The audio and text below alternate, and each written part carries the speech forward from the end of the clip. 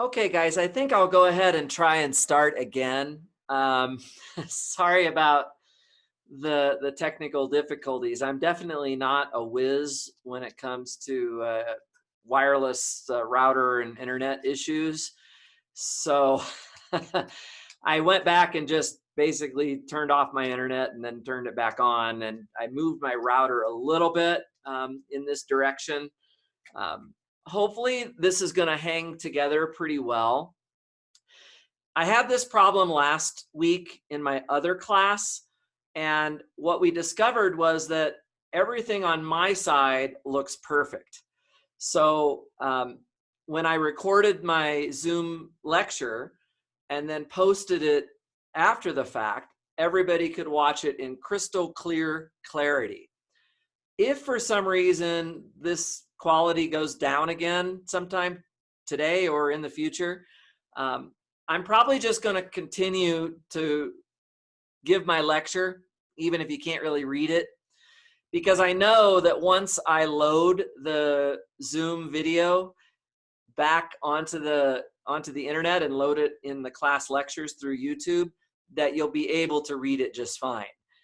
It's not ideal. It's better if we can just do everything now and learn everything together right now. But I just wanted you to know what my game plan is if I'm continuing to have problems with bandwidth and blurriness of my whiteboard. So we're going to get through this material one way or the other.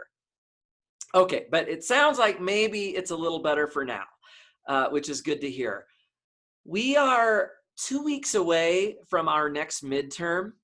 So 2 weeks from today, we're going to have our third and final midterm. There is already a collection of resources on my website under the midterm 3 resources. And of course, at some point, you'll want to start looking at those. The third midterm is going to end up covering, basically where we left off at spring break. So the sections about the kernel, the range of a linear transformation, as well as all of the eigenvalue, eigenvector material from chapter 7, and then all of chapter 8, which is what we're currently covering. And we're going to get most of the way through chapter 9 as well before that midterm. So in the next couple weeks, we're going to finish that stuff up. So the plan for today, I'm going to quickly review the annihilator method that we learned on Thursday of last week. I'm going to try, assuming the video works out, I'm going to try to do a couple of examples, take some questions from your homework on that. If there are any questions, we have homework due tonight on section 8.3.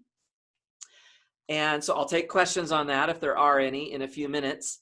And then I'm going to cover section 8.7. We're going to jump ahead a little bit. And that's the only section still remaining for us to cover in chapter 8. So I'm going to try to cover that today as well. And again, if things go blurry and haywire and you can't read things after a while, I'll probably just keep going and post up my video later, knowing that you will be able to read it later on if needed. Okay, seems like everybody's back. Hopefully things are going to be good now. Okay, so last Thursday we were talking about solving a very sort of compact expression here. This is an nth order linear non-homogeneous differential equation. So L is the differential operator. So it has those capital D derivatives in it, right, over here on the left side. And you're applying those derivatives to y. Y is the unknown function that you're solving for in this equation. And on the right-hand side of the equal sign, we have some function, capital F of x. And so our goal is to solve that differential equation. So last Thursday, I went through 3 steps with you for how we're going to be able to do this. The first step is to solve the corresponding homogeneous differential equation. That would be L of y equals 0. When you solve that, you get a solution which we denoted as y sub c of x, and that's called our complementary function. Okay, so the complementary function. So we find that. Step 2 is where we use the annihilators. So this is where we find one particular solution. It's called y sub p, and it's one particular solution to the non-homogeneous equation, right? So that's the second step. And then the third step is basically just the housekeeping at the end. We just have to add together the results of steps 1 and 2. So the complementary function plus the particular function, okay? And that's y of x. That's the final answer. Okay, so this is the 3-step process for solving a non-homogeneous differential equation. For right now, we're going to try and do step 2, which is this new part of the process, by using annihilators. I'm just going to remind you real briefly here, if I'm able to. I'm sharing my screen briefly with you guys just to remind you about this handout. I'm going to give you this table on all of our remaining exams, and you will need to refer to it anytime you're trying to do these annihilator problems. So the first 9 things here in the list are just annihilators of, powers of x, exponentials, sines and cosines, and combinations of those, right?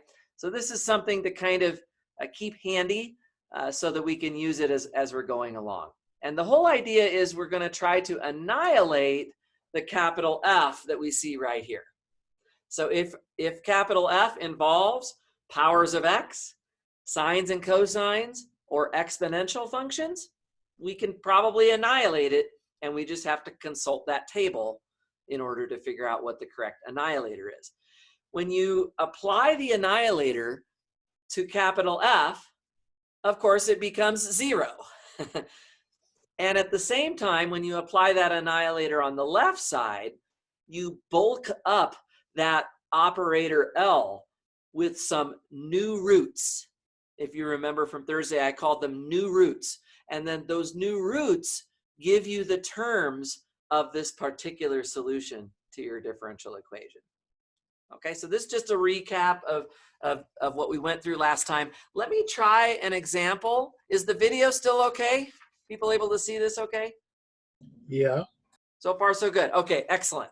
All right, so let's try a little warm-up problem here. So I'll put this down here on the bottom. So the warm-up goes like this. Solve y triple prime minus 6y double prime plus 25y prime equals x squared. Okay, so this is the problem I'm going to try and do right now. And I'm going to add a little bit of extra instructions down here, which is find only the form of y sub p of x.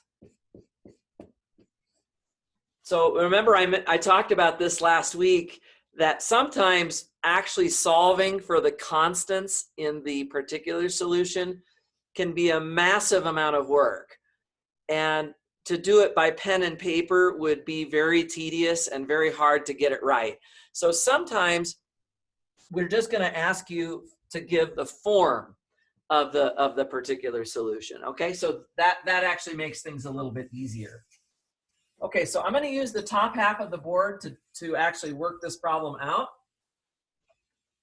Okay, so this is just a practice problem from section 8.3. Okay, so let's do it. So for the solution here, in step number 1, I have to solve the corresponding homogeneous differential equation. And I'm going to write it in operator form.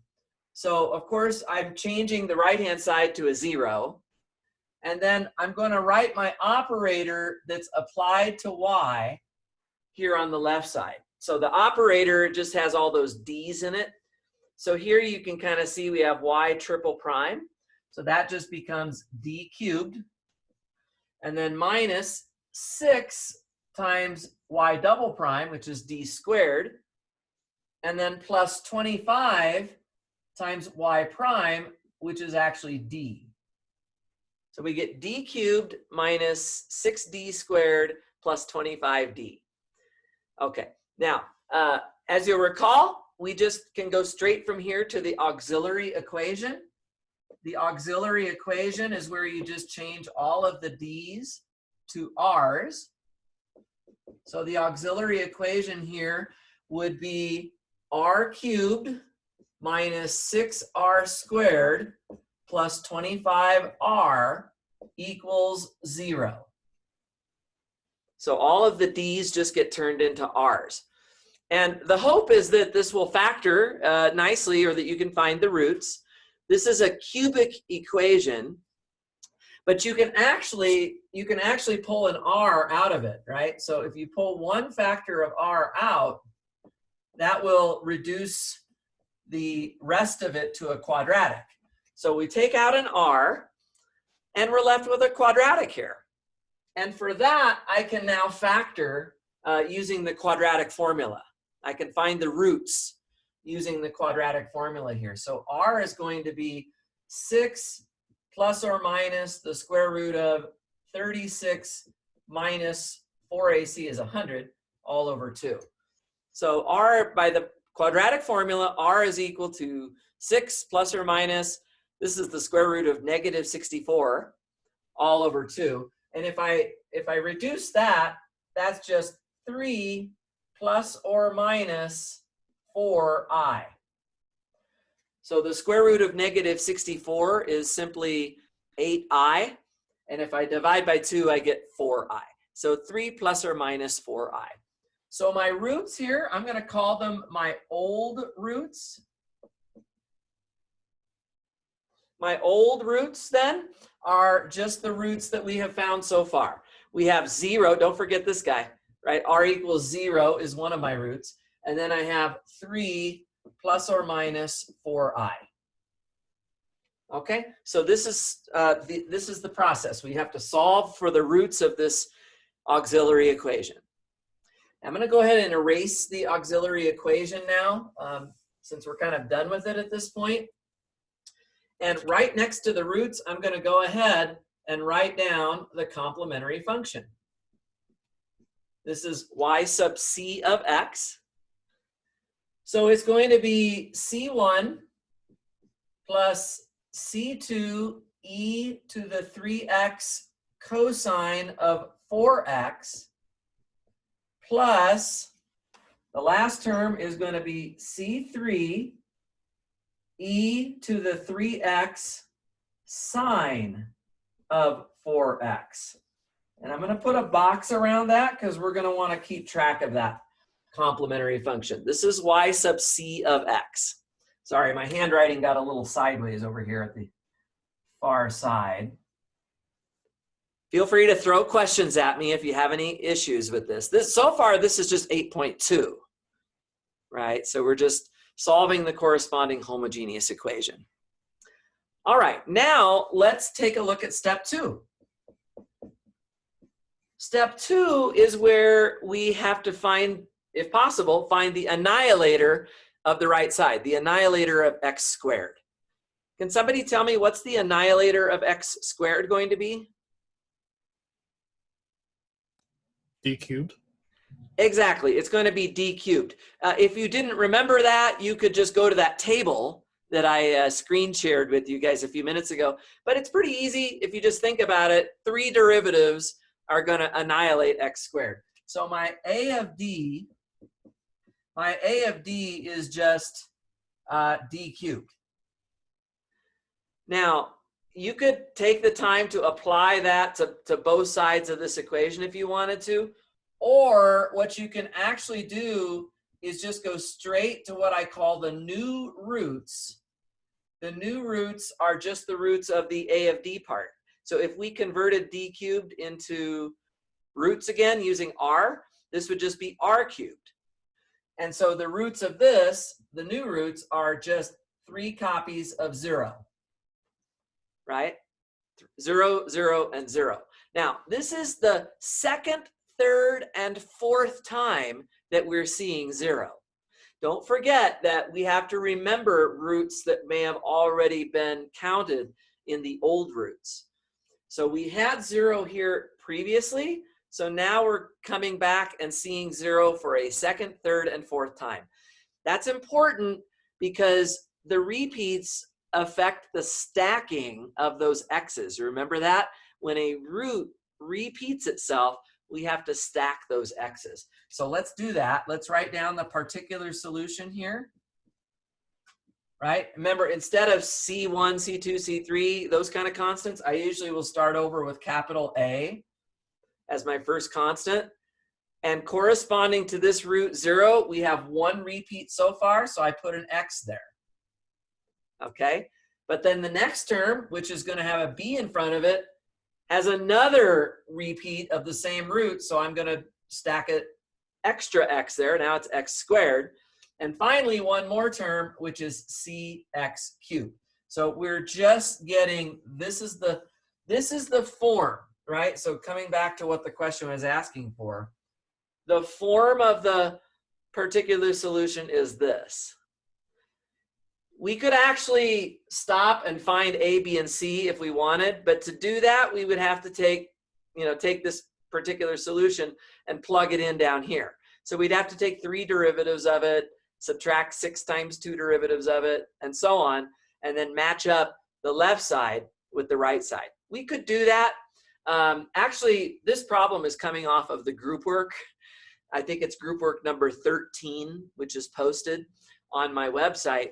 And in the solutions to this group work, I actually did solve out for A, B, and C. It's not that terrible to do it in this case because it's pretty easy to take derivatives of this particular solution in this case. But still, I'm going to go ahead and skip it for now and just go on to step 3. Step 3 is where you just add together the complementary function and the particular solution. And as long as you put boxes around the complementary function and the particular solution and make it easy for me to find your work, I will be okay if you simply put this at the end of your solution. You don't have to write out all of the terms again. You can just summarize the answer with that expression right there. Okay, which is really just step 3. Okay, are there any questions on this one? Any questions about how to do that problem? Okay, I was gonna do one more. I think I have time. Let's do one more. I didn't lose that much time earlier. I think I can do one more practice problem, and then I'm gonna see where you guys are at on the homework. Let's practice one more time. So here's another warm-up. So warm-up problem here.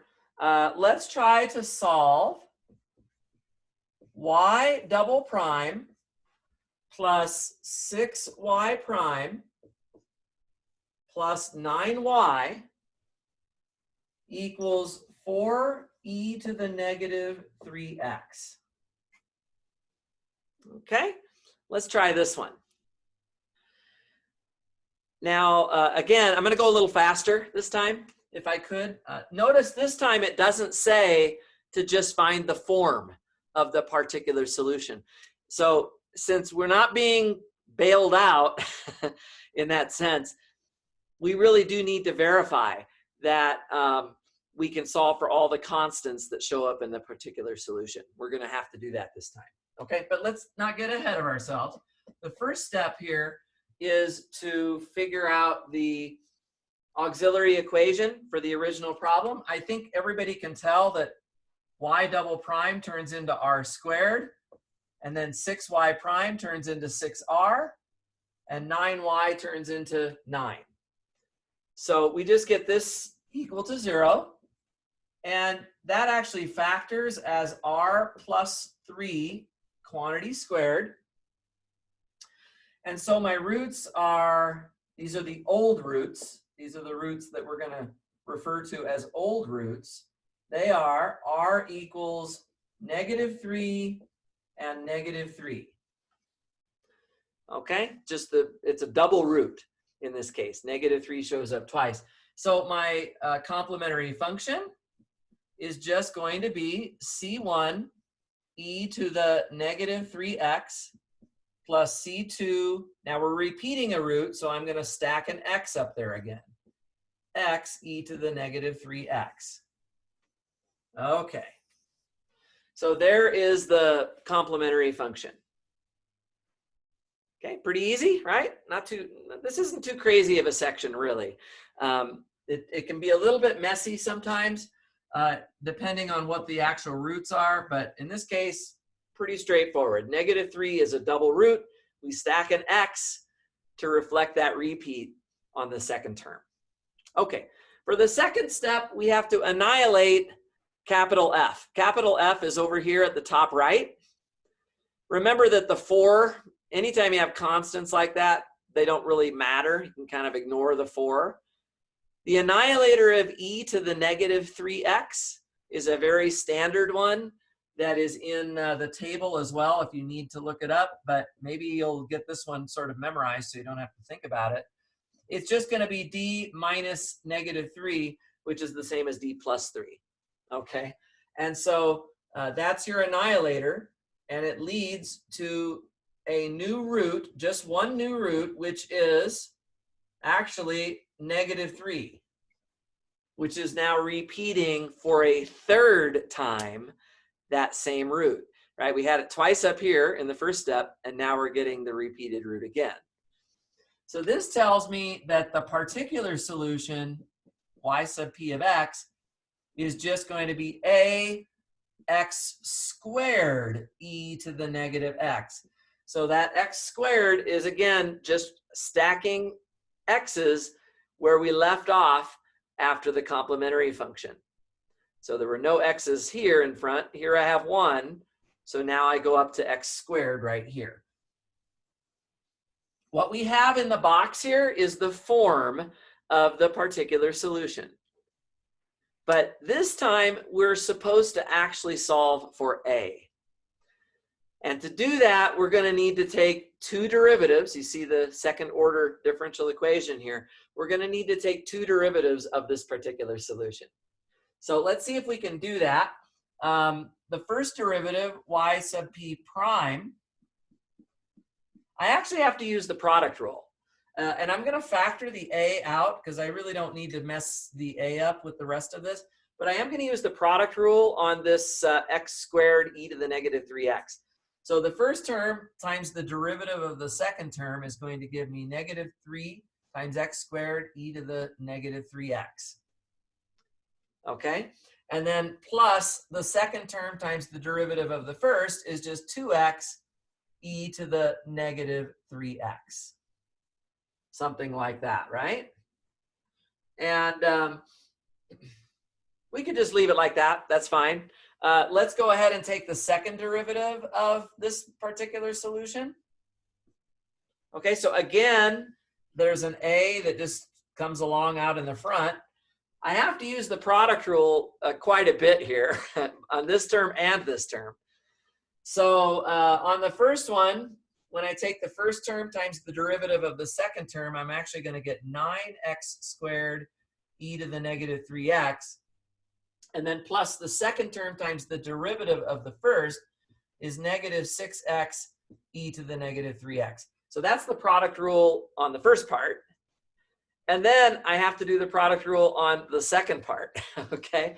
So the first term times the derivative of the second, that's going to be -6x e to the -3x. And then plus the second term times the derivative of the first is just 2 e to the -3x. Okay, so we've found the 2 derivatives. I like to find all of my derivatives first. And now we have to plug all of that in to the left side of our equation up here. Okay, so I'm going to start plugging it in. I'm going to start plugging it in right here. So I have the y double prime. That's got an a in front of it. Let me factor that out. I've got 9x. Actually, some of these terms can be combined, I believe. Actually, you know what I'm going to do? Sorry. Every single term has e to the negative 3x in it. Let's pull that out. Let's just factor that out. If I take out e to the negative 3x, I won't have to write as much. And that leaves me with just 9x squared. And then the middle two terms here can also be combined. 6 plus 6 is 12. So I'll get minus 12x and then plus 2. Okay, that's y double prime, kind of simplified form of it. Y double prime. And now the next term is 6 times y prime. So here's y prime right here, and we're going to have a 6 in front of it. I've already factored the a out, so let's just leave that out. And notice that both of these terms have e to the negative 3x as well. So I can leave that part factored out. So it's just going to be plus 6 times, so the 6 is just the 6 from here. I'm just recopying it there. 6 times what? Negative 3x squared plus 2x. That's the y prime part. And then finally, we have 9 times y sub p, which is in the box here. So I've already taken the a out, and I've already taken the e to the negative 3x out, so all I'm left with is the x squared. So this is it. This is it. And if you take a look at the part in brackets, of course, the whole thing has to equal 4 e to the negative 3x. That's just coming from the right-hand side of the equation. Okay? Now, if you take a look in the brackets, a lot of stuff actually cancels. So 9x squared cancels. There's a 9x squared, and that cancels with 18x squared, right? That has a minus on it. Okay, you'll also notice the negative 12x and then a positive 12x. That also totally cancels. Cancel all of that. And actually, all that's left is this 2 right here. And so what we have is 2a times e to the negative 3x should equal 4 times e to the negative 3x. And now you can just match up, you know, you can cancel the exponentials, and you can see that a is equal to 2. Right? So this tells me that a is equal to 2. Okay, so then that means right here in the y sub p expression, we can now specifically put in the number that we solved, which is 2, and then x squared e to the negative 3x. Okay, so that's the complementary function. That's the particular solution.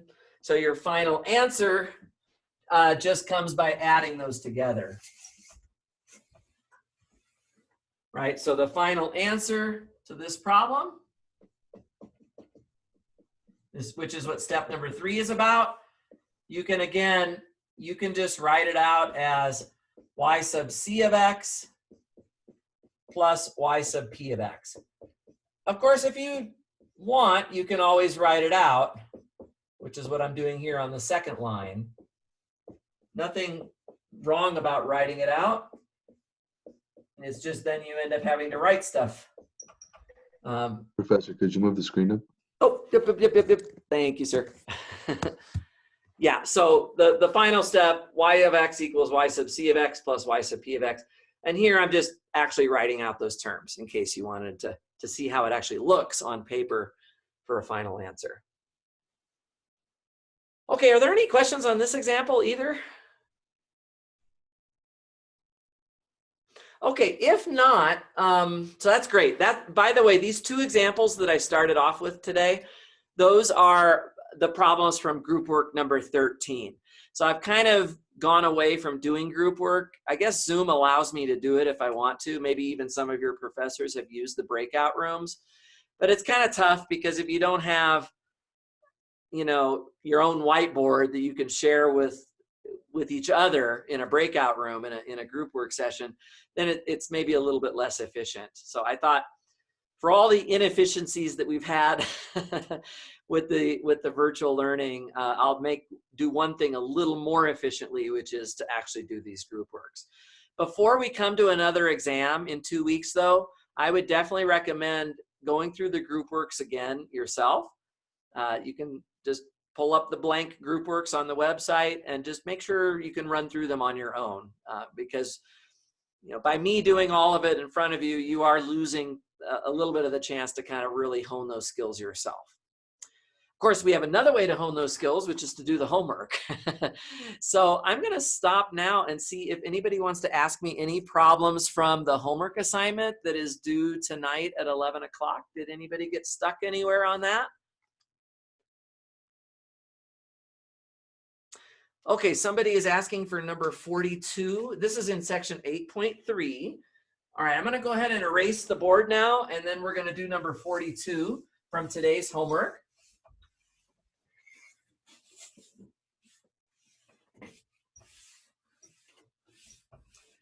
So this is towards the end of the assignment. They give you a differential equation here on number 42. It is just d squared plus 4 times d minus 2 quantity cubed of y equals 4x plus 9x e to the 2x. Okay, so there is our problem number 42. So let's just let's run through the process. Okay, so for step one,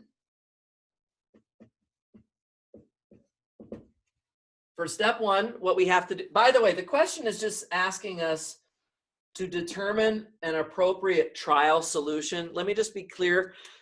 What they're really saying is they want you to figure out the form of the particular solution, the form of it.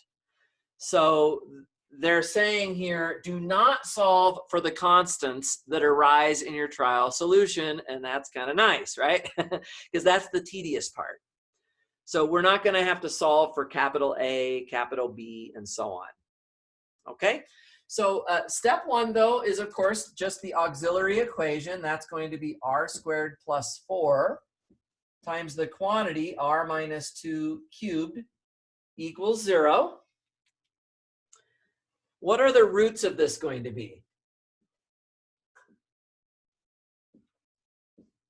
R equals, can somebody tell me what any of the roots are to this auxiliary equation?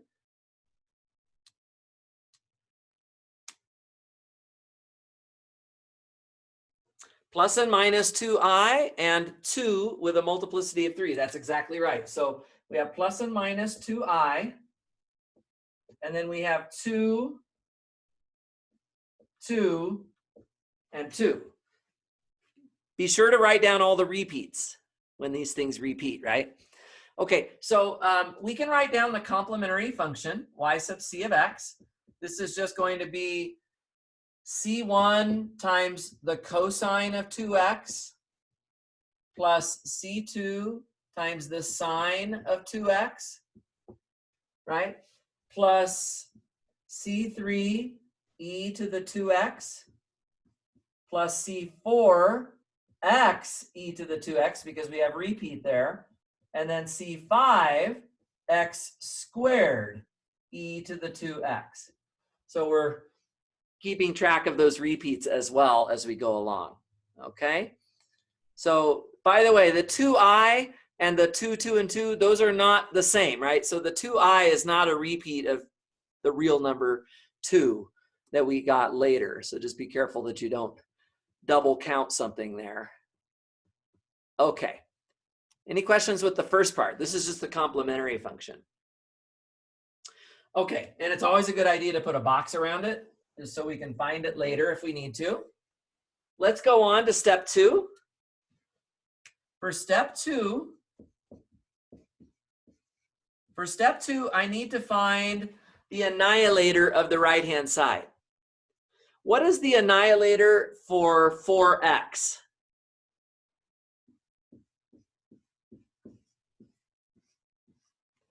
if I just want to annihilate 4x, what would I do? You can unmute yourself if you want to answer, or you can type into the chat d squared. Yeah, d squared is correct. That's right. So two derivatives, right? So I'll put d squared here. Now, what is the annihilator of x e to the 2x? Does anybody know that one? Or can you look it up in your table?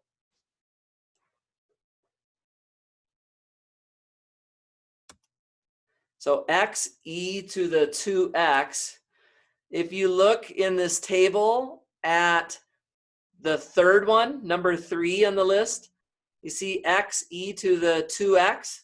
So if we take k equal to 1 and a equal to 2, we should just get d minus 2 squared. Okay, so coming back, that's just d minus 2 squared. Now, what do I do with these two individual annihilators? Do you remember from Thursday? I know that there's a plus here, but do I put a plus here or do I do something else? You multiply them? That's right. We need to multiply these. So we're going to multiply those right there, d squared times d minus 2 squared. Exactly. So my new roots, this is looking great, guys.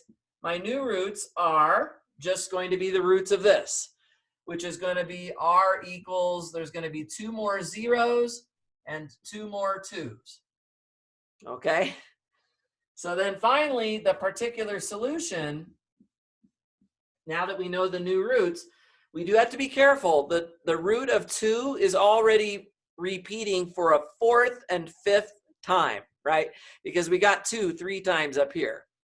The 0, however, is brand new. So I could just start off, here's a, and then plus bx. So the x here is because the 0 repeated now for a second time. And now the 2 is repeating for a 4th time. So this is going to be cx cubed e to the 2x, and then dx to the 4th e to the 2x. So you see that the x stacking process just picks up where you left off in the first part. So there's no x's, there's one x. Here there's 2 x's. So when I continue down here, I'm going to use 3 x's and then 4 x's. This is actually what they're asking for in that homework problem. They want to see that answer. Okay? Determine the appropriate trial solution. This is the form of that particular function or trial solution, whichever way you want to call it. You could write down step 3 just to get good habits going, right? Step 3 would just be, I won't spend long on this, but step 3 would just be y of x equals y sub c of x plus y sub p of x. And again, you can just go ahead and leave that as your answer as long as you put boxes and make it easy to find y sub c and y sub p. Incidentally, it doesn't matter if you have these 4 terms in a different order on your paper, it's totally fine. Okay, there's nothing that says which roots you have to start with, right? All of these terms just get added together at the end of the day, so that's all that really matters. But this is very important. I've seen people mess this up on exams many times right here. Okay, so this plus sign right here has to turn into a multiplication down here when you're actually combining the annihilators together. Okay, great. Any questions on that? Okay, does anybody have any other questions on today's assignment that maybe I could look at with you?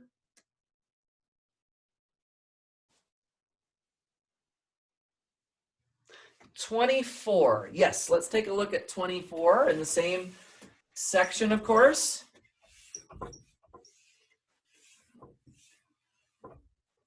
So on 24, we have the equation is d times d plus 3 of y equals x times 5 plus e to the x. And I'm going to suggest that it's probably a good idea to just multiply that out right now. So this is really just 5x plus x e to the x. Okay, so it's going to be easier to do the annihilators if you've actually multiplied out the right-hand side. Okay. Wow, 3 people want to see problem 24. Okay, this is good. We're doing the right problem. Okay, so on the left side, we have an auxiliary equation that's very simple. All I have to do is change the d to r, so I just get r times r plus 3 equals 0. And that means that my old roots are just r equals 0 and -3. Okay, so I can go ahead and write down the complementary function. I'll just put it over here on the side. Y sub c of x equals c1 plus c2 e to the -3x. Okay, that's just based on the 2 real roots that we have. Okay, I hope that's readable. So c1 plus c2 e to the -3x. Okay, is the video okay still? So far so good? All good. Awesome, okay. Let's look at the particular solution now. So for the second step, I have to find my annihilator. What is the annihilator of 5x?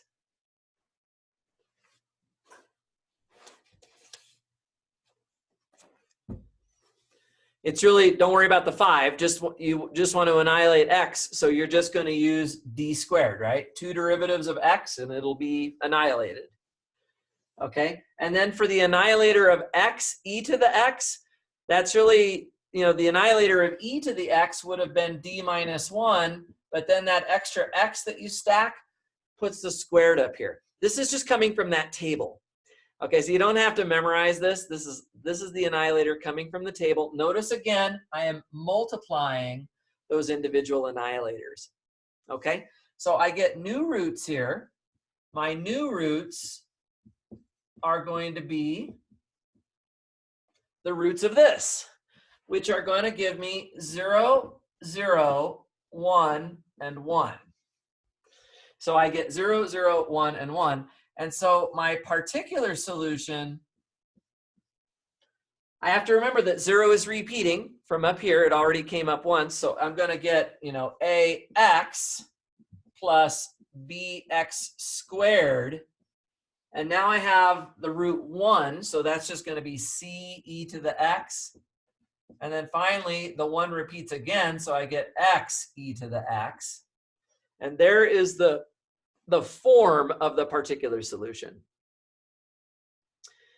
Now, we need to actually solve for A, B, C, and D here because it says go through the whole process and find the general solution. It doesn't say just give the form of the particular solution. So we're expected to actually keep going here. You see that the order of this differential equation, from the left side, I have 2 d's. That would be 2 derivatives. So it's a second order equation. So I can go ahead and take the 2 derivatives that I need. I like to take all my derivatives first and then plug everything in.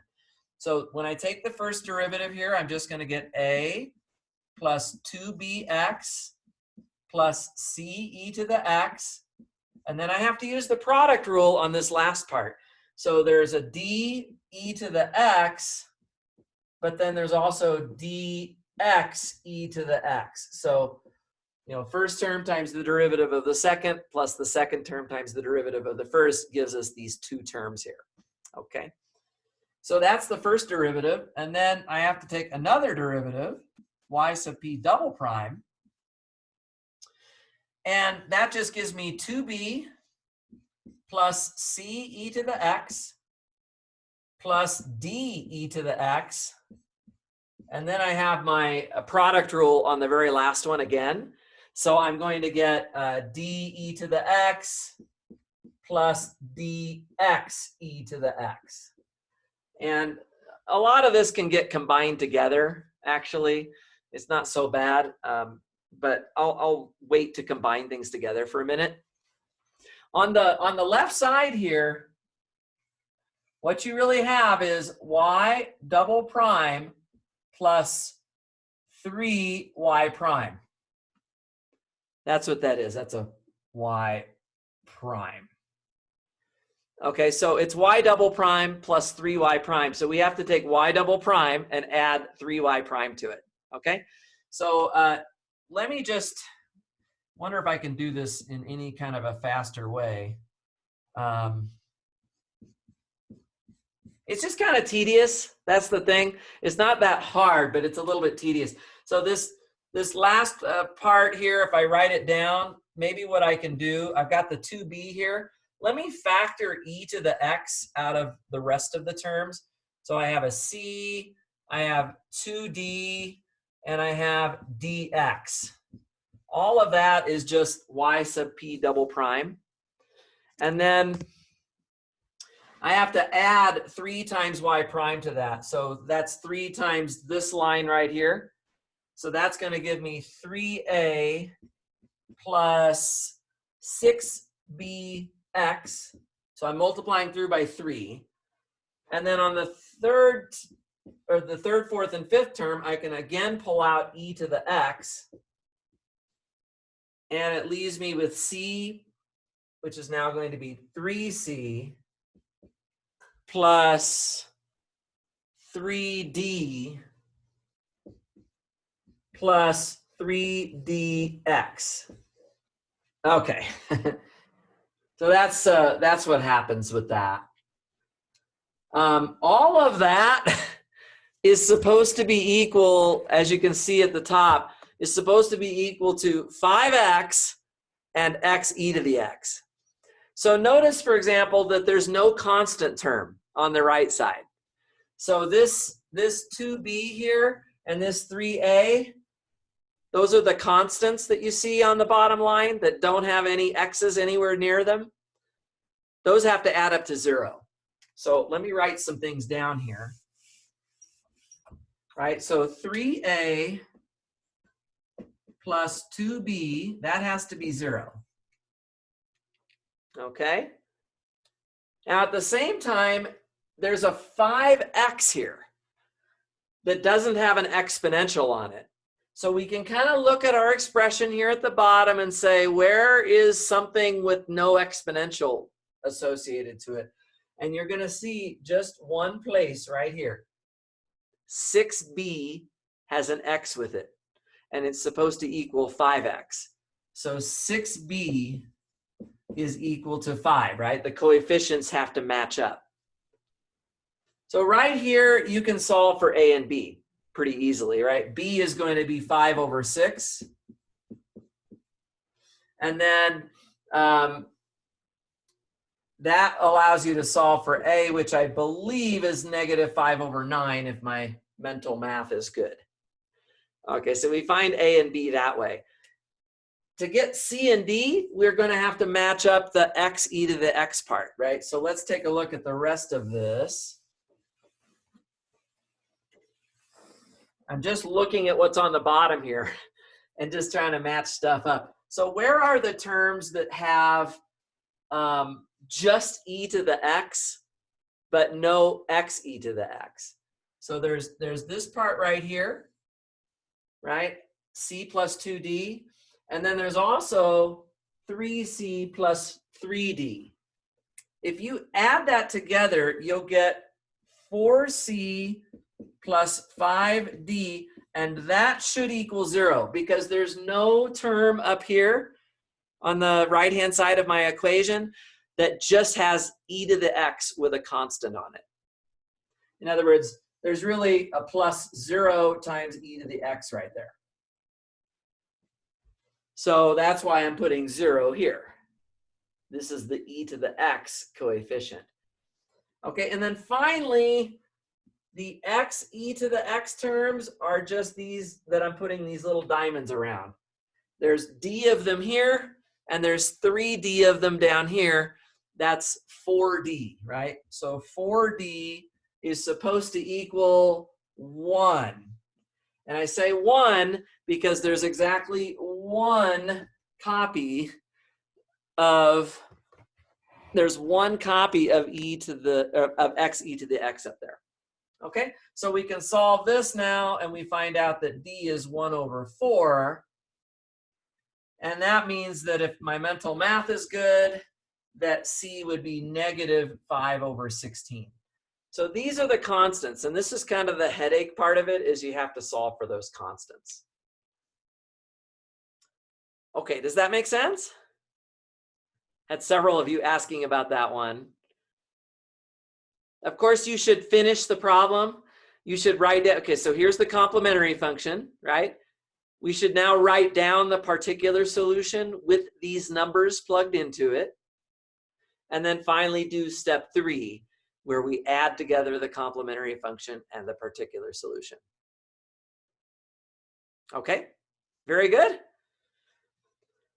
All right, I'm going to leave it at that for now, just because I want to make sure I save enough time to cover this next section. I think I'm going to just keep going if that's all right. Since we kind of lost a little time at the beginning, I might see if we can manage without a break to just so I can get through this. I don't think it'll be that hard. This next section is actually pretty easy. So I'm going to move on to talk a little bit about section 8.7. Okay? If there's time at the very end today, I can come back and try and answer some more questions about the homework. Otherwise, if you're still stuck on anything else, just stop by my office, my Zoom office hours later today, and I should be around. Okay, this is a great section, 8.7. It is called variation of parameters. And let me grab a better marker here. So this is called variation of parameters. To set the stage for this, let me write down an example. Suppose we want to solve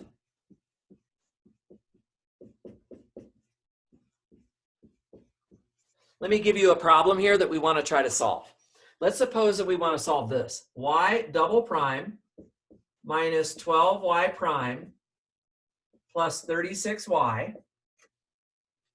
Suppose we want to solve y double prime minus 12y prime plus 36y equals e to the 6x divided by 1 plus x squared. Okay? So we can still use the 3-step process, right? This doesn't look that different than anything we've been doing in the last section. But let's take a look at this. So for the solution, step one is just going to be to write down the auxiliary equation, and we can do that very fast. By now, I think you guys are probably getting really good at this. Okay, r squared minus 12r plus 36 equals 0. This factors beautifully, right? It's just r minus 6 quantity squared equals 0. And so my old roots, I'll write them over here so I have some room. My old roots are just r equals 6 and 6. So we get a repeat. We have a repeated root, which is 6. It just shows up twice. So my complementary function, no problem. We can write it down. C1 e to the 6x plus C2 x e to the 6x. Just put my box around it now so I keep track of that. So far, nothing strange, right? Nothing strange. This is step one. We just found the roots to the auxiliary equation, which were just 6 and 6. And based on that, we can just immediately, without even showing any more work, write down the complementary function straight away. Okay? Now, step 2 is where things get interesting. Do you notice that this function on the right-hand side is a fraction? If we go back to the table of annihilators, I'm going to share this with you one more time. You're going to notice in these things that we are annihilating, we have exponentials, we have, powers of x, we have sines and cosines, but nothing that I see here in these 9 things is a fraction. And this is basically getting to the point of why we have to do section 8.7. If we don't know how to annihilate capital F, then the annihilator method isn't going to work, right? This is a function that we cannot annihilate using that table. And in fact, there isn't going to be an annihilator for it. If you think about it, think about taking derivatives of this to try to somehow annihilate it. My goodness, this is a fraction, right? We would have to use the quotient rule to take derivatives. And if we're using the quotient rule to take derivatives, this thing's just going to get really ugly really fast, right? Even just the first derivative is going to be much uglier than even the capital F that we're starting with. So this is not a problem that you can solve by using annihilators. So let me point that out here, and then I'll talk about how we are going to solve it. So step 2, the problem is, or the issue is that we have no annihilator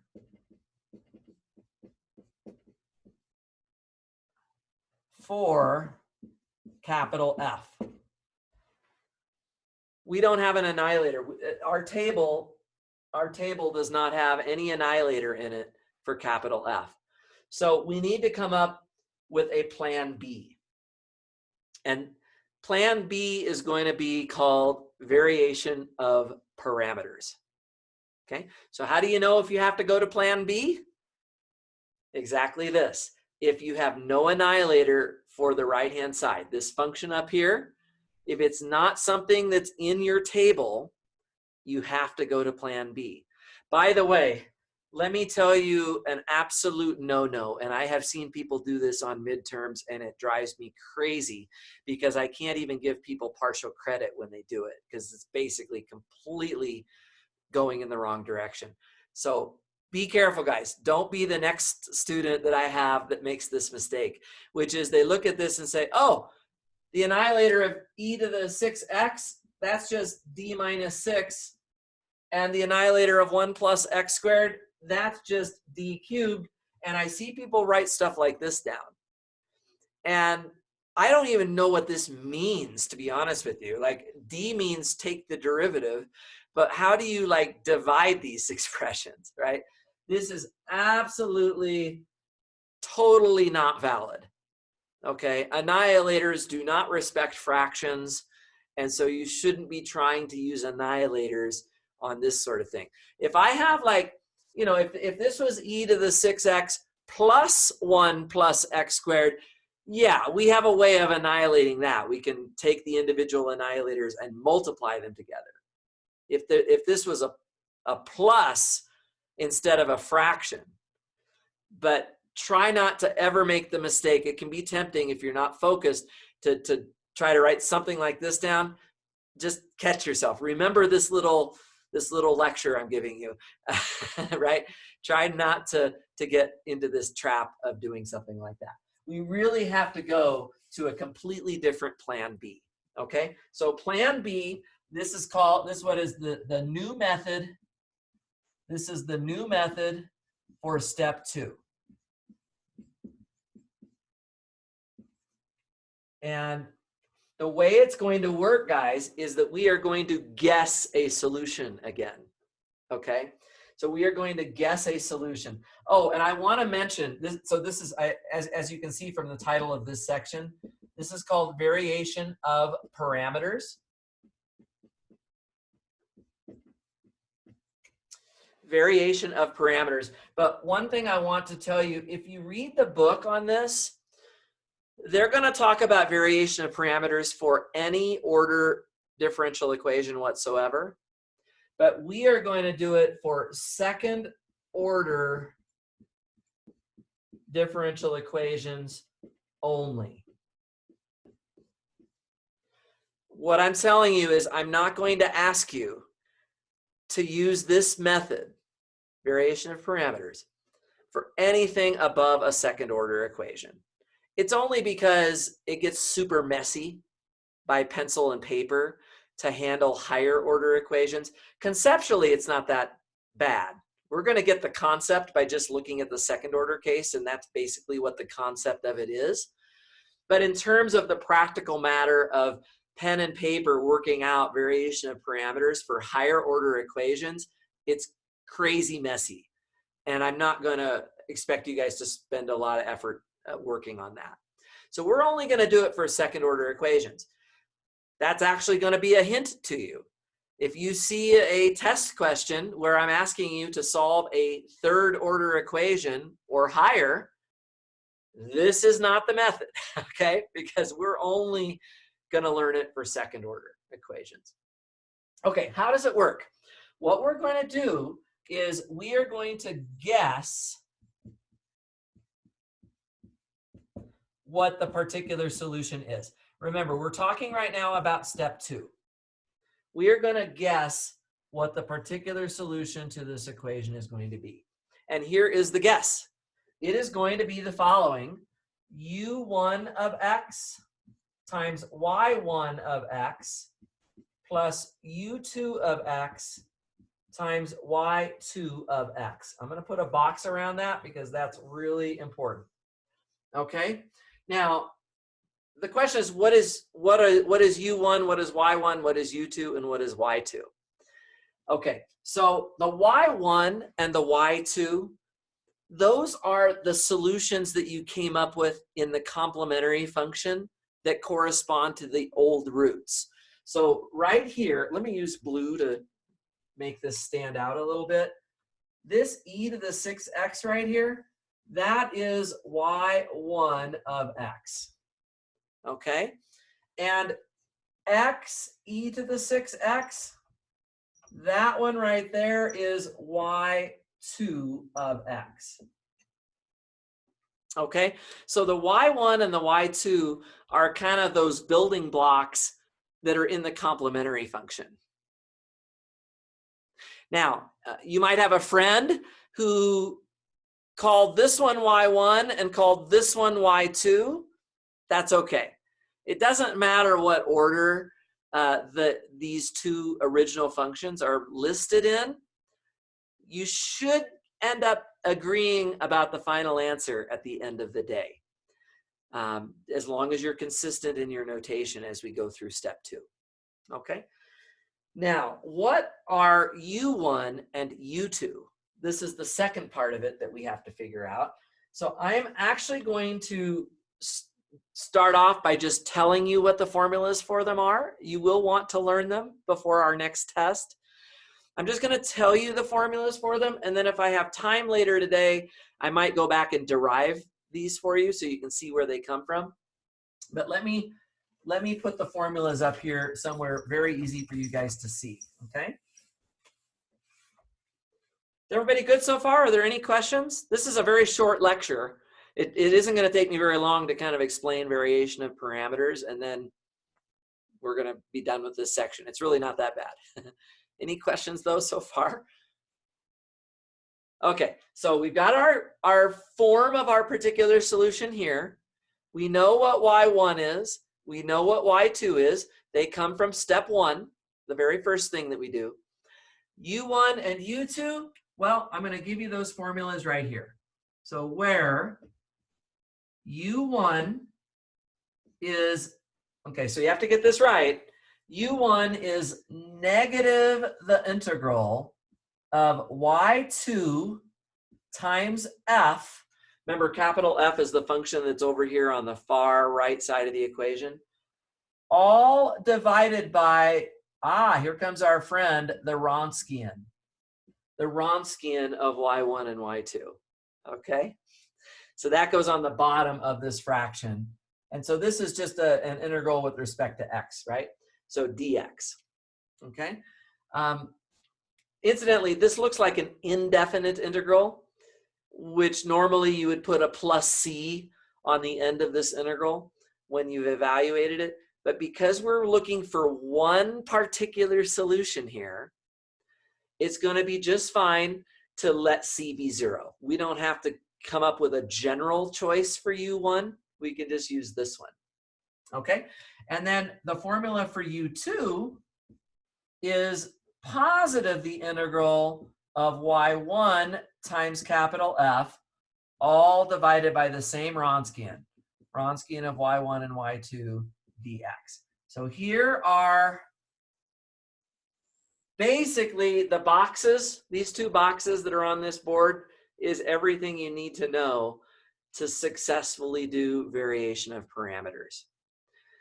Notice there's a minus sign on the u1 formula, but not on the u2 formula. Okay? So you have to kind of just remember that part, right? The first one has a minus sign in it, the second one doesn't. The other thing is the subscripts alternate. So u1 has a y2 in the integral, and u2 has a y1 in the integral. The rest of the integration looks just the same. Okay?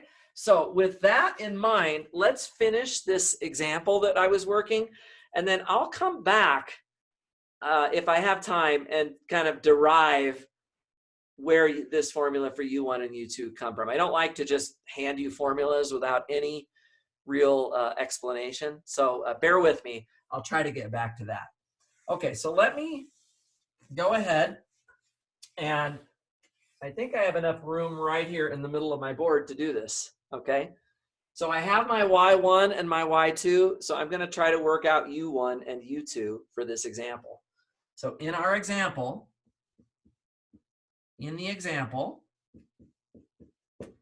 u1 would be negative the integral of, now y2 is x e to the 6x times capital F. Capital F, don't lose track of it, it's the function over on the far right. So that's e to the 6x divided by 1 plus x squared. Ooh, and then I need to put my Wronskian in here. Actually, that's my bad. Normally, I would prefer to just figure out the Wronskian first. Let's just, maybe on some side margin paper or something, you can write down the Wronskian. Let's do the Wronskian really quickly because we need to fill that into this formula. Remember that the Wronskian is the determinant, we learned this last week, the determinant of the matrix that we get when we put our functions on the top row and we take their derivatives onto the second row. And we just take derivatives long enough to make a square matrix out of it. Okay, so in this case, this is going to be the determinant of e to the 6x, x e to the 6x, that's on the top row of the matrix, so the exponential functions are there. And now I'm just going to take the derivatives and put them right below. So I'll get 6e to the 6x in the lower left. And in the lower right, I actually have to use the product rule. So the first term times the derivative of the second term, which is 6x e to the 6x, plus 1 times e to the 6x. Okay, so I really could use a larger board. I'm going to erase this particular solution for a minute. I'll put it back up in a second. Okay, let me write a little bit bigger over here. This is just a 2x2 determinant. So this is just going to be, you know, top left corner is e to the 6x times 6x e to the 6x plus e to the 6x. And then minus the product of the other diagonals, the b and the c, which would just give me 6 e to the 6x e to the 6x. Oh, sorry. 6. It's 6 e to the 6x times x e to the 6x. There we go. So I'm just calculating this little determinant right here. And what you're going to notice is actually that this first term cancels the part that you just subtracted. It exactly cancels out. And the only thing that didn't cancel is this e to the 6x that I'm pointing to right here that's being multiplied by e to the 6x. So e to the 6x times e to the 6x is actually e to the 12x. So this is the Wronskian, and I should have just calculated that first. It's better to do that. And then you're going to feed that right into the denominator of this integral, right? So we're going to put e to the 12x down here, and then dx.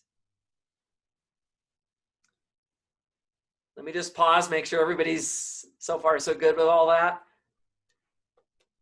For the time being, I just handed you these formulas, and it's just plug and chug calculation to figure out what's a stick in the integral. Okay, now inside of that integral, a lot of stuff is going to cancel. Actually, all of the exponentials end up canceling. The exponentials end up canceling, and all you're left with here, let me go ahead and erase. Can I erase my Wronskian calculation down here on the bottom? This is where I wish I was in the regular classroom. I could leave it up for like 30 minutes, but I kind of need more board space. Okay, speak now or else it's going to go. Okay, so the Wronskian is e to the 12x. It's just this little determinant. Let's go ahead and give ourselves a little room to finish this integration here. So this is negative the integral of x over 1 plus x squared dx. Okay, how do you do that integral?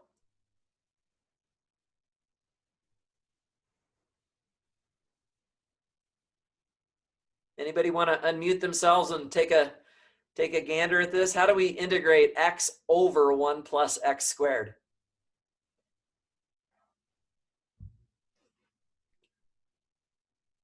U sub? Exactly. Yeah, this is just an integral that we can do with a u substitution.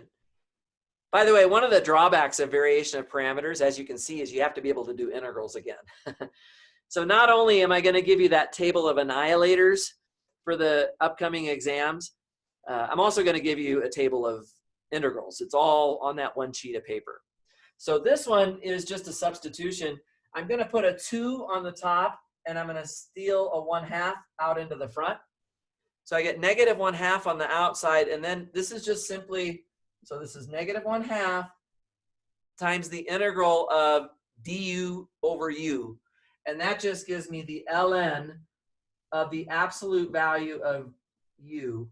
But I'm not going to put absolute value bars around 1 plus x squared because that's already positive. If something's already positive, then you don't need absolute value bars. I also want to remind you that I'm not putting a plus c. You don't need to put a plus c on this because we're just finding one particular choice of u1 and u2 that would be workable. So this is going to be it. Okay, so that's u1. Now u2 is, here's the formula right here, positive the integral of y1 times f. So this is the integral. Y1 is e to the 6x. Capital F was e to the 6x over 1 plus x squared. And then on the bottom, we have to put the Wronskian, which I already erased, but you probably remember that it was just e to the 12x. So I put e to the 12x back on the bottom again. And just like in the u1 calculation, the exponentials cancel again. So you're left with just having the integral of 1 over 1 plus x squared dx. Does anybody remember what that equals? The antiderivative of 1 over 1 plus x squared, does that look familiar from calculus?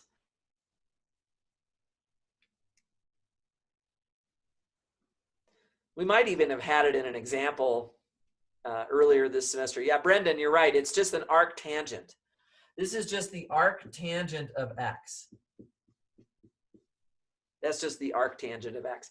Okay, great. So I have u1 and I have u2, so I can write down the particular solution. Let me do that here on the bottom line. Okay, so y sub p of x, let me just remind you, it's u1 y1 plus u2 y2. That's the general formula for it. And u1 was, let's just start filling it in, negative 1/2 the ln of 1 plus x squared times y1, which is e to the 6x. So u1, y1. And then u2, we just worked that out. That's the arctangent of x. And then times y2, which was x e to the 6x. So this is also something that should go in a box. This is y sub p. So we have the complementary function, we have the particular solution. So of course, the final answer, step 3, very straightforward, is just y sub c of x, sorry, y of x equals y sub c of x plus y sub p of x. And again, you can just leave it like that as long as you've been very clear about where the complementary function is and where the particular solution is. Okay. Any questions on that? That's variation of parameters. Let me just tell you that I'm going to share my screen with you again for a second. Maybe share screen. It turns out that, hopefully you can see that. That's the table of annihilators again. I'm going to pull up a different handout. This handout that you're looking at right now, guys, this is actually on my website as well under the special handouts tab. It's kind of it's a derivation, I should say, of these formulas for U1 and U2. So the formulas for U1 and U2, I've got them on the board behind me here. But here in this handout, I've got them in the box there that you can see. And basically the way it works, you don't need to take a lot of notes on this right now. But just for those of you who really want to understand a little bit like why this is working the way it does, this handout will go through it with you, right? You see there in the middle of the screen, the particular solution, right? So I'm kind of highlighting it with my little cursor here. U1, Y1 plus U2, Y2. This is something you cannot afford to forget. You have to know the guess, the particular solutions form in this variation of parameters method. Now, what do you do anytime you have a guess for a solution to a differential equation? What you always end up doing is taking that guess and plugging it into your equation. Here's the differential equation right here, by the way. Y double prime plus something times y prime plus something times, there should be a y on that right there where my cursor is, a2 times y equals capital F. So you just take this expression and you take your guess that's in the box here and you differentiate it twice and you plug it into the, you just plug it all in. You plug it all in and you end up getting, I'm not going to go through the details with you right now, but you get this sort of set of equations that you see in the box here in the middle of the screen. That's a set of equations that you would like to solve for U1 and U2. And it's beautiful because you can actually put it into a matrix. I love combining linear algebra with differential equations.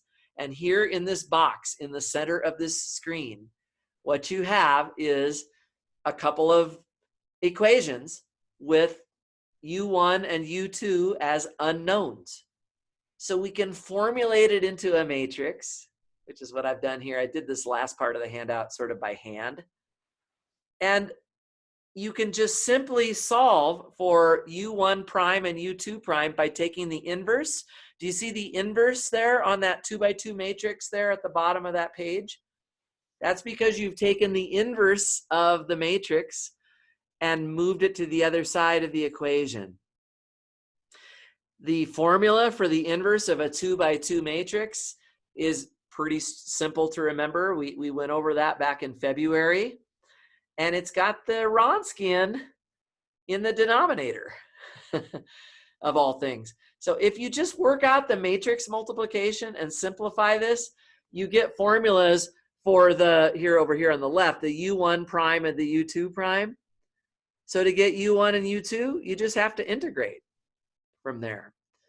So this is really a very I didn't really go through this very slowly, but it's the usual strategy with solving differential equations. Come up with a guess. Here it is right in the middle of this screen. Plug that guess into your differential equation and see what comes out of it. You get some conditions that u1 and u2 have to satisfy. And they can be formulated in a matrix approach, which is a beautiful way to ultimately derive the solutions here at the end. So I'll go ahead and, this handout is on my website. You can certainly look at it in a little more of a slow way on your own and ask me personally if you have any questions about it. But I think for now, I'll call that good on the derivation of this process. It's a very simple idea. You just guess a solution. We don't even have to come up with the guess. Somebody else figured out what the right guess was. u1, y1 plus u2, y2. Just stick it into the differential equation and you find out what the formulas for u1 and u2 are, and you plug them in. I do have homework for you guys to do for Thursday that's covering this section. And there's a couple problems where they actually ask you to solve it both with annihilators and with variation of parameters. So you're going to be solving the problem two ways. Sometimes that's possible. Remember, we introduced this method to handle equations where we don't know how to annihilate our function capital F. But if we do know how to annihilate capital F, we can use that method, but we can still potentially use this method too. So there'll be a couple problems for Thursday where you're going to solve it two ways and make sure that you get the same answer. Okay. Pretty straightforward section. It's just plug and chug. It's just some formulas. You do need to learn the formulas, but beyond that, there's not a lot here to get too worked up about. But does anybody have any questions on section 8.7?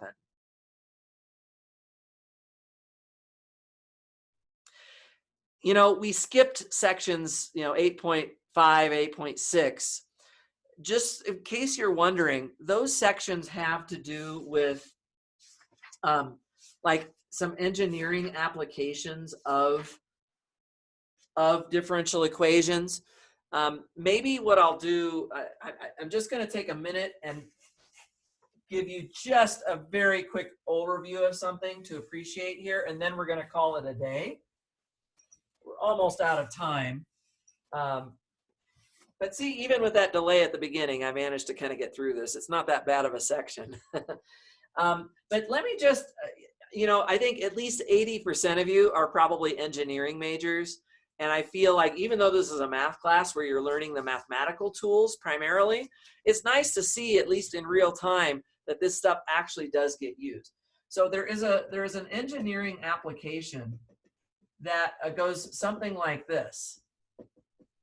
Just so you guys can have a little appreciation for this. I'm sure that you've looked at this in your engineering classes, a mass oscillating on a spring. Imagine that you have a picture like this. You have a spring, and it goes down here, and there's some mass, I'll call it M, and there's a spring. You probably know from your physics classes that every spring has some kind of a spring constant, which I can call K. And then there's also something that I'll call C, which is a damping constant. This could be air resistance, for example. If this mass is kind of bouncing up and down through the air, if it's not in a vacuum, it could actually be the motion of this mass could be affected by the air resistance. So this is an idea for what C might represent. Okay, but then the cool thing is that there is a differential equation that governs the motion of this mass. Let's say we have just what are called free oscillations. If you guys haven't taken this in your engineering classes yet, I promise you, you are going to see this. So it's not bad to just get a brief moment of exposure. What is the position? So the position of this mass, let's say that the resting position is right here, and the positive y direction is just whenever the mass is going downward like this. So as a function of t is time, we might want to know, well, where is that mass as a function of time? Well, there's a differential equation for it, right? And it's a second order differential equation, as it turns out. Y double prime plus C over M times Y prime plus K over M times Y equals 0. All right, and when I say that these are free oscillations, I mean that there's no like forcing term on this thing. There's no other external forces that are affecting this mass besides just the spring that you see right here, and of course the gravity. In this case, it's oscillating up and down. Just the gravity of this situation. So you get a second order homogeneous constant coefficient linear differential equation. All these math problems we've been solving, it feels like it's just kind of like no basis in reality. Well, here you do have that. You have at least a physical problem where this comes up. And so of course you can find the roots of the auxiliary equation. This is just a quadratic equation, right? R squared plus C over M times R plus K over M equals 0. That's your auxiliary equation. And you can just use the quadratic formula. It's a little bit tedious, but you can write it down. Negative b plus or minus the square root of b squared, which would be c squared over m squared, minus 4ac, which is just 4k over m, all over 2. Those are your roots of your auxiliary equation. Those roots could be, they could be imaginary. We might have imaginary roots. We might have repeated roots, or we might have 2 distinct roots. So there's 3 cases. Let me just write down what they are. We're not going to actually do any problems right now. I just want to give you the kind of the qualitative overview. You know, if you get 2 real distinct roots, if there are 2 real distinct roots, this is called overdamped. So it's an overdamped system in that case, okay? That's something engineers will often refer to. The second possibility is you could have a repeated root. So a repeated real root. Let me just pull this in here a little closer. I'm kind of coming to the end of my whiteboard space here. So your first case is 2 different real roots. The second case is a repeated real root. This is called critical or critically damped. So your mass spring system is critically damped if there's a repeated real root. And then finally, you could have imaginary roots. Of course, that would be something like a plus or minus bi. You're always just getting these two roots. And in this case, the system is called underdamped. So overdamped, critically damped, and underdamped mass spring systems. A wonderful application of what we've been learning in Chapter 8 to an engineering problem that is quite standard and quite common. So I won't go through, of course, you guys know, if I plug in what C is, I plug in what M is, I plug in what K is, and so on, I can actually find my roots and write down the general solution that governs the motion of this mass up and down. So here we have a physical problem, a real world problem that we can solve using the material that we've been learning in this chapter. So I'm not really going to hold you responsible for this. You don't have to really stress about it too much, but that's just a little exposure to that. On Thursday, I'm going to probably review the variation of parameters one more time, take a couple questions on the homework, if there are any. And then we're going to start chapter 9, which is the last chapter that we have to cover in the class. So we're getting there. We don't have too far to go. How's my video? Is it still good? Did it stay good the whole time after we came back? It did. Amazing. All right. Well, I know a little secret. I know a secret for next time. Just go turn off my internet and start it up again. That's all I've got for today. Even despite the delay, we got everything done. I think we're in good shape. If anybody's got questions on the homework, swing on over to my Zoom office hour room. I'll be over there. I'll be glad to help you out. And don't forget to turn in that homework before the end of tonight. Have a great rest of your Tuesday, guys. And I'll see you again on Thursday, if not before.